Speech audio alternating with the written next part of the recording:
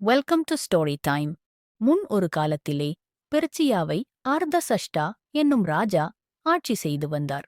ராஜாவிற்கு பானபாத்திரக்காரராக மிக முக்கிய உதவியாளர்களில் ஒருவராக நெகேமியா இருந்தார்.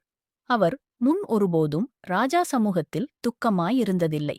ஆனால் ஒரு நாள் நெகேமியா ராஜாவின் முன்பாக துக்கமாயிருந்தார். இதை பார்த்த ராஜா அந்த துக்கத்திற்கான காரணத்தை அறிய முற்பட்டான். அப்பொழுது நெகேமியா ராஜாவை நோக்கி, ராஜா என்றென்றும் வாழ்க, நான் துக்கமாயிருப்பதற்கான காரணம் என்னவென்றால், என்னுடைய முன்னோர்கள் அடக்கம் பண்ணப்பட்டிருக்கிற பட்டணம் இடிந்து அதன் வாசல்கள் தீக்கிரையாக்கப்பட்டிருக்கிறது. பல வருடங்களுக்கு முன்னால் போரினால் அழிக்கப்பட்ட எருசலேமை குறித்து நெகேமியா பேசிக் கொண்டிருந்தார். அப்பொழுது ராஜா நெகேமியாவிடம், உனக்கு என்ன வேண்டும் என்று கேட்டான். நான் எருசலேமுக்கு திரும்ப போய் நான் அதை திரும்பக் கட்ட வேண்டும், நெகேமியா கெஞ்சி கேட்டார். அர்த்தசஷ்டா அதற்கு சம்மதித்ததுமல்லாமல், நெகேமியா பிரயாணம் பண்ணி போகும்போது பாதுகாக்கப்பட அதிகாரப்பூர்வமான கடிதங்களையும் கொடுத்தான். இதற்கும் அதிகமாக ராஜா அவனுக்கு உதவி செய்தான். பட்டணத்தின் அலங்கத்தைக் கட்ட நெகேமியா கேட்கும் மரங்களை கொடுக்கும்படி ராஜாவின் வனப்பகுதியை பாதுகாக்கிற ஆசாப்புக்கு ஒரு கடிதம் கொடுத்தான்.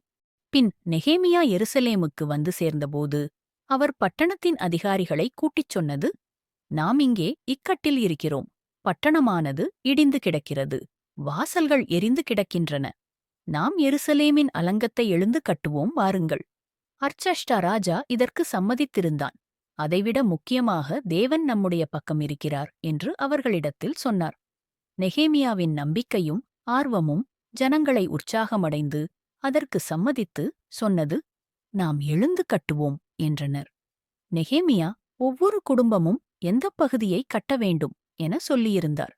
ஆனால் இதை கேட்ட சன்பல்லாத்து என்னும் மனிதனும் அவனுடைய 2 நண்பர்களான தொபியா மற்றும் கேஷம் என்பவர்கள் அலங்கம் திரும்ப கட்டப்படுவதையும் வேலைகள் தொடர்ந்து நடந்து கொண்டிருந்ததையும் கண்டு கோபப்பட்டு கலகம் பண்ணினார்கள்.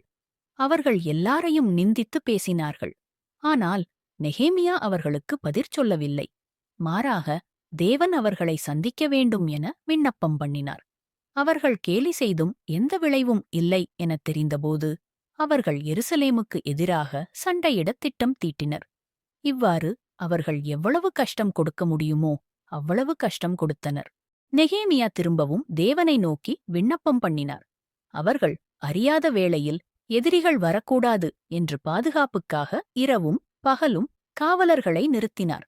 நம்முடைய பக்கத்தில் தேவன் இருக்கிறார். நம்முடைய பகைஞர்களை விட தேவன் வல்லமையுள்ளவர் என்று பயந்திருந்தவர்களுக்கு ஞாபகப்படுத்தி அலங்கம் கட்டுகிறவர்களை சுற்றிலும் காவலர்களை நிறுத்தினார். நெகேமியா கடினமாக வேலை செய்து அலங்கத்தை திரும்பக் கட்டுகிற ஜனங்களுடன் இணையாக இருந்தார்.